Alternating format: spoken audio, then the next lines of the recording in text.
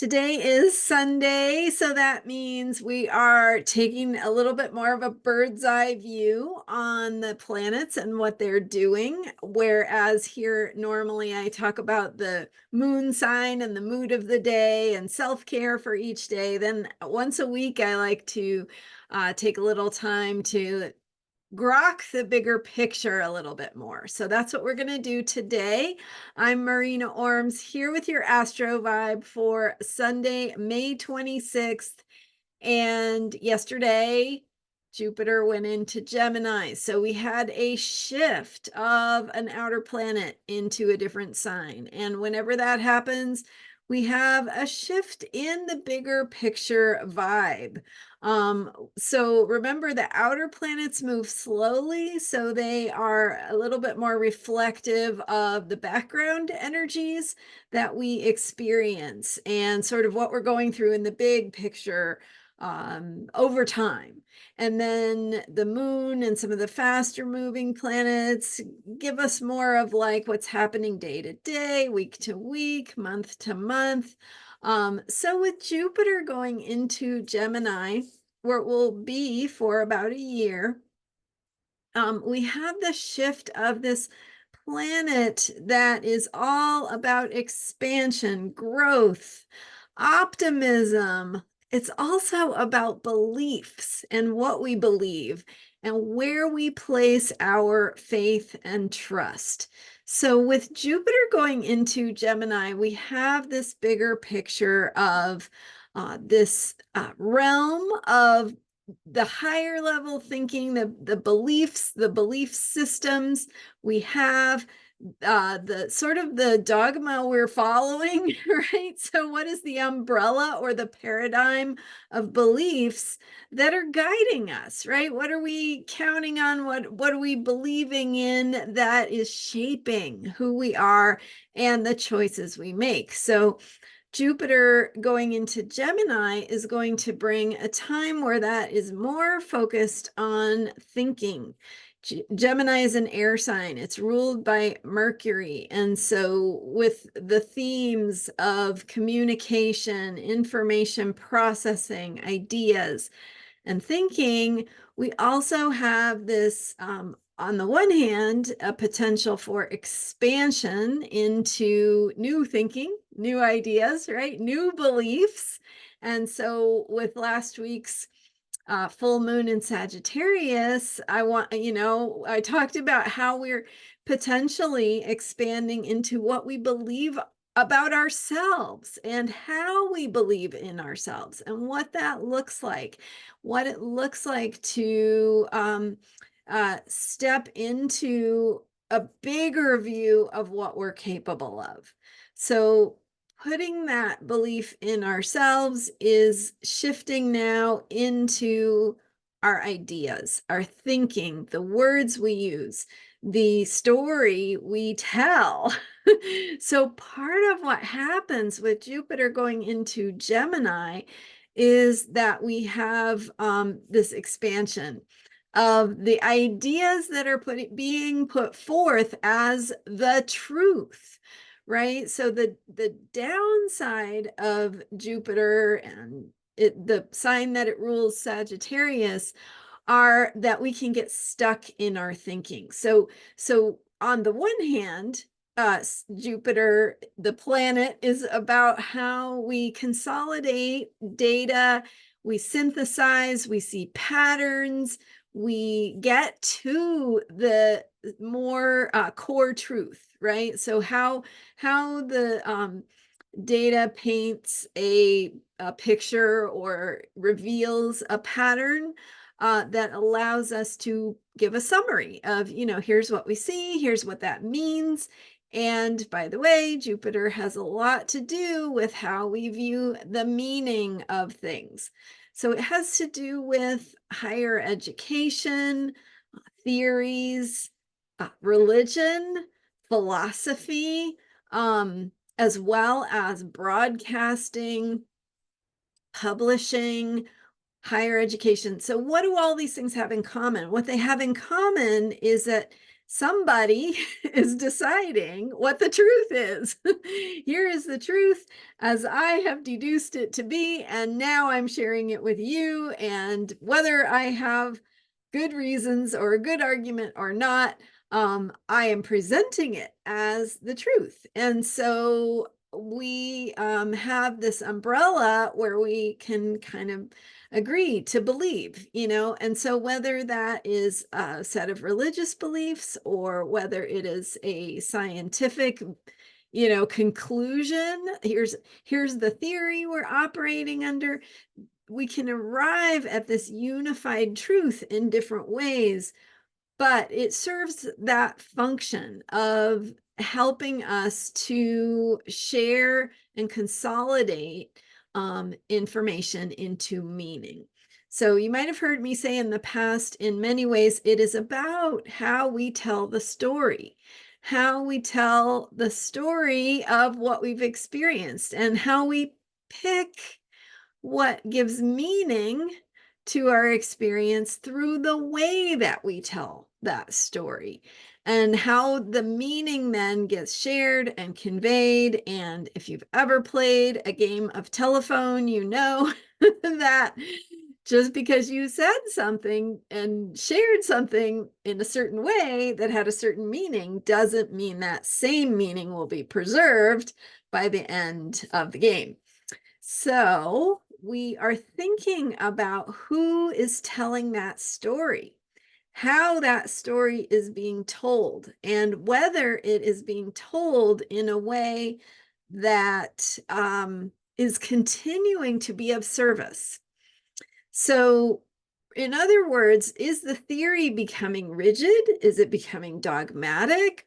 Are we becoming fixed in our beliefs and our ideas and simply repeating the same message over and over, but we've kind of lost sight of what the deeper meaning is or its significance?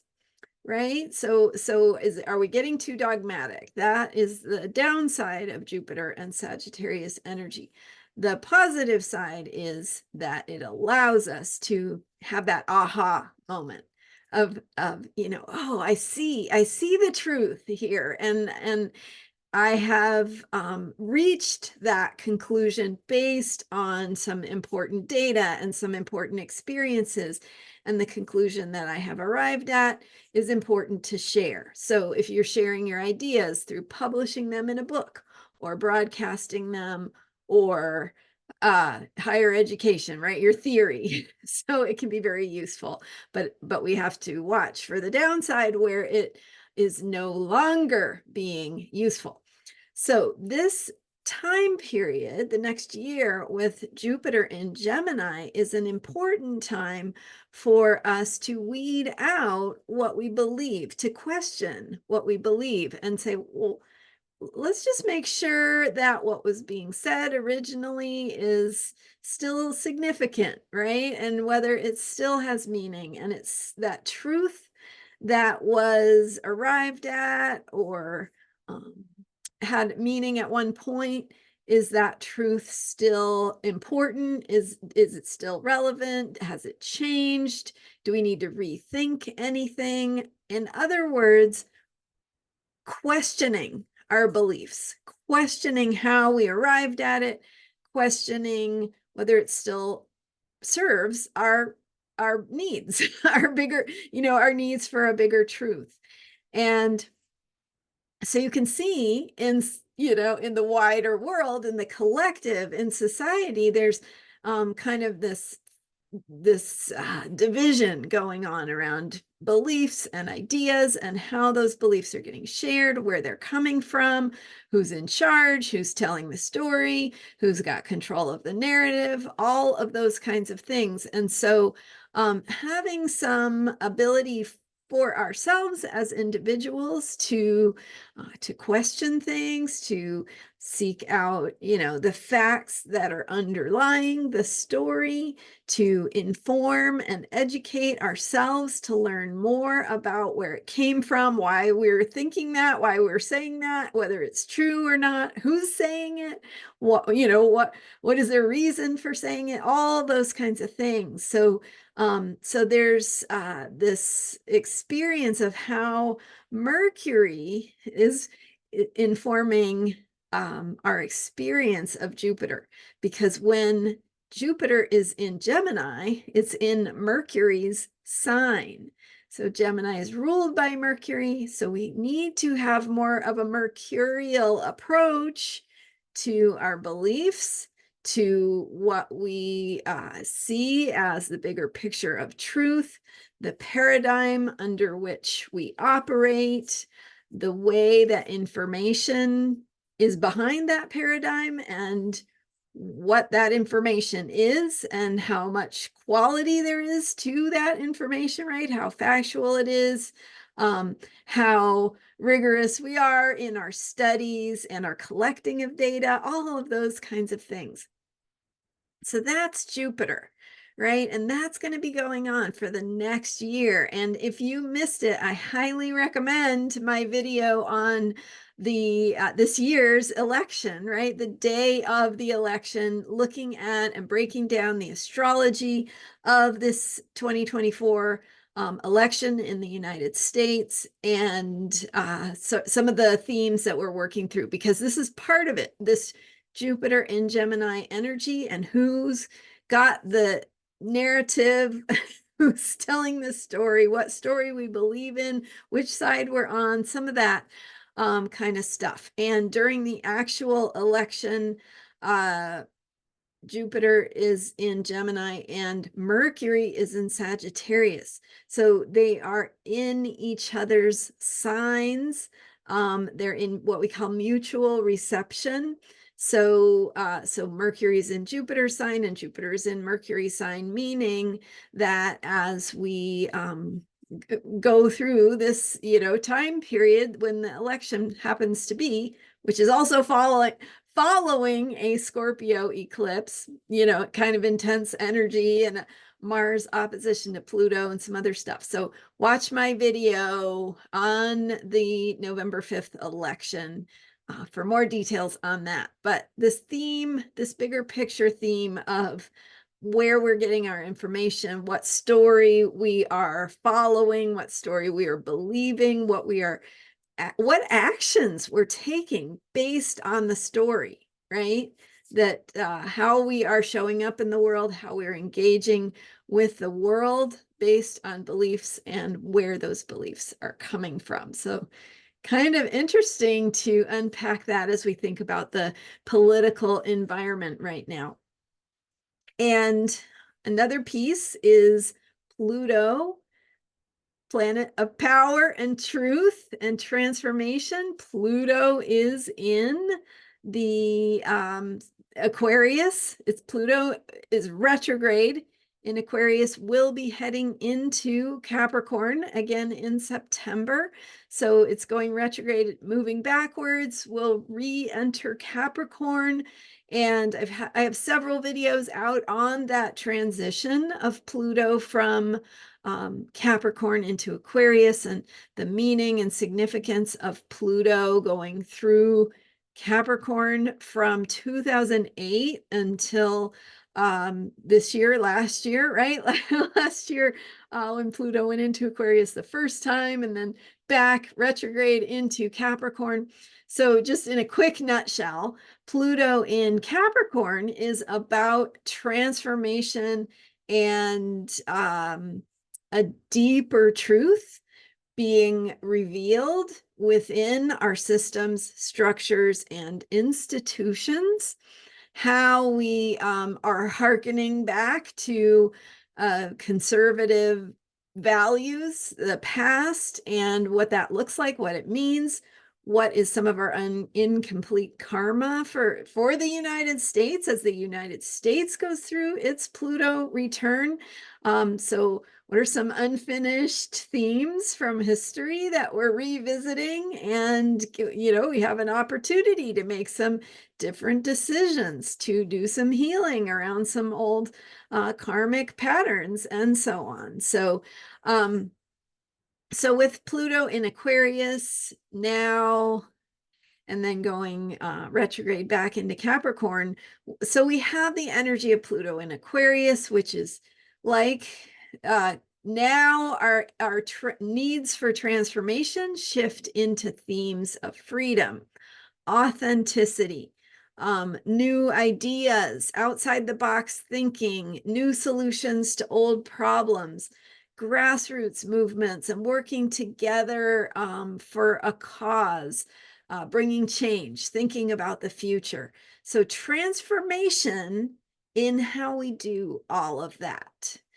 And there's shakeup, right? So old structures are no longer even recognizable as we head into Pluto in Aquarius, and thinking about, how my view of the world as someone who was born well into the last century, and what it's like for people who coming of age or young adults now who really don't have that experience of having lived, with an awareness of what's going on in the previous century.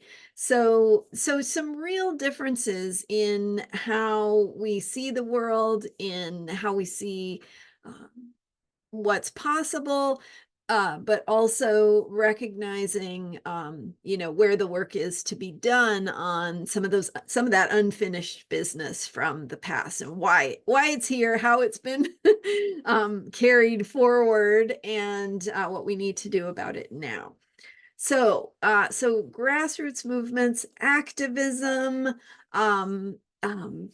doing our own thing, being our own person, all of that has to do with Pluto in Aquarius and how we tap into our own power in terms of what it means to be outside the box, not to be pinned down or confined or contained, but to do things in ways that allow us to be who we really are. So, and then of course, Aquarius also has to do with objectivity, technology, intelligence, especially things like artificial intelligence and the themes, right? Some of the dark side of artificial intelligence, all that coming up. Also themes of change, revolution, social justice, gender-based justice, right? Climate justice, all of those things that require activism or change making and new thinking. See that theme?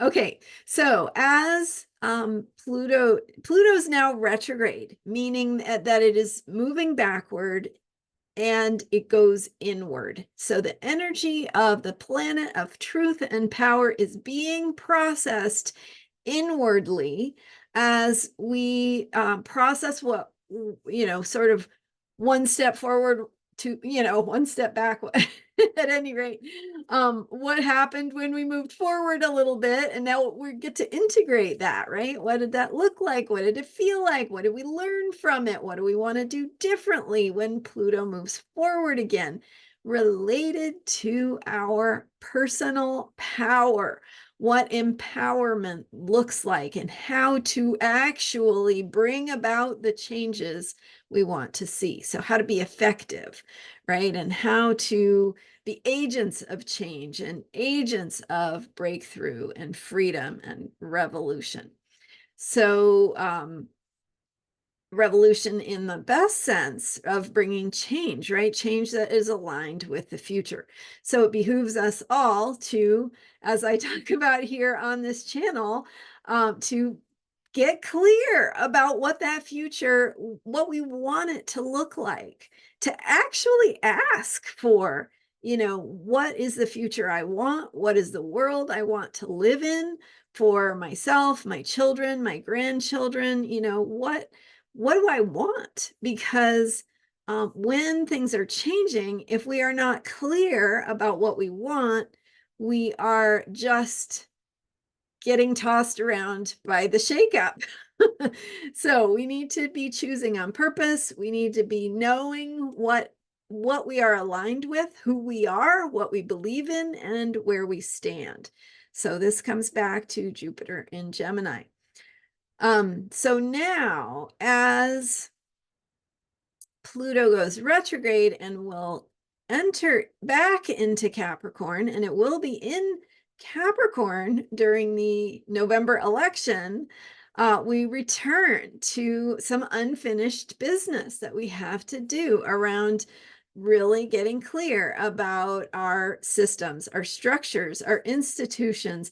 What are the foundations that make us who we are? Where do they need attention? What do we need to do about that? How do we make choices and either shore up or recreate in new ways the institutions that hold us and hold our beliefs that we hold most dear, right? So coming back to, why do we believe what we believe? Where did it come from? What kind of meaning does it have? And does that meaning is it still held in the beliefs we hold? So is it still meaningful to us?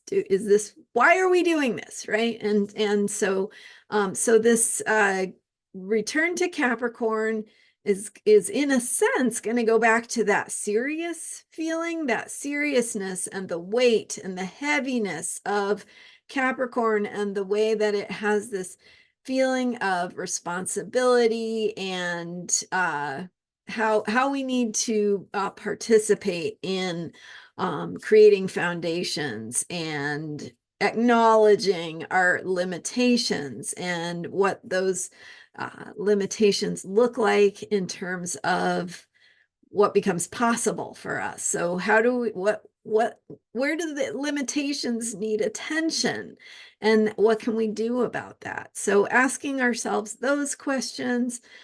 All of this is true on the personal level as well as the collective level. And then Pluto will go direct and it will go back into Aquarius. So where it will stay for the next 20 years, 19, 20 years. So the future is coming, but also we have to remember who we are, and we have to make choices as we go along this. And what Jupiter in Gemini and this year are reminding us of is that what we believe matters, and we better know why we believe what we believe, where it comes from, how we reached the conclusions we have. And so questioning how you got here in terms of your thinking, and learning more, educating yourself, thinking about it, and maybe doing some writing. Maybe you have something to offer, to share about your own process and your own thinking and your beliefs and what you care about. So that's part of this as well. Neptune also in the final degree of Pisces, where it will station retrograde just before it enters Aries. So Neptune will station retrograde on July 2nd, within 5 minutes. That's a small, tiny fraction of a degree, within that very tiny fraction of a degree of entering Aries. So just before the hair away from Aries, and then Neptune goes retrograde. At any rate, Neptune will continue in Pisces until next year. And that Neptune in Pisces energy is also reminding us, what are we believing? What is our imagination capable of? How is the story being told? What is the mythology that is allowing our choices, right? That is shaping our beliefs. And so Neptune is even the bigger picture than Jupiter. It's saying, how do we connect with what lies beyond, right? Our spiritual truths and this bigger picture of imagination and creative possibility, and connecting with a mythology that can hopefully help us go toward the future, right? A new mythology that inspires us, that clarifies who we are, why we're here, why we're doing what we're doing, and can, if we get it right, the Neptune and Pisces energy can reinvigorate us with meaning, with truth, with connection of our hearts to a bigger spiritual principle. And, things like transcendence, compassion, interconnectedness, unity, that can help us work together to create the things that really do make life more meaningful, that help us heal in the collective. So there you go, sort of a bigger picture, zooming out with a bird's eye view of what the outer planets are doing, what we are looking at with those themes for this year, and what it means that Jupiter is now in Gemini. Thank you so much for being here. I'm Marina Orms, and you can learn more about me at astrologyheals.com. I do have openings to book time with me, looking at your own chart, seeing how some of these things are activating your own natal chart, what it means for you and your life as you navigate all of these bigger picture themes in your very own, very personal way. So, what does it mean for you and your life, and how can you be your best self, and move through it with joy and meaning and happiness and hope and inspiration for the future? So book time with me at astrologyheals.com. You get 20% off your first session working with me. And I thank you so much for being here and for hitting that subscribe button, which supports me in my work. Be sure to share this video with a friend if you think they would enjoy it. And thanks for being here. I will see you next time with more astrology for unshakable self-care, here with your daily vibe, and astrological self-care tips with the moon and more each day. All right, see you next time. Bye for now.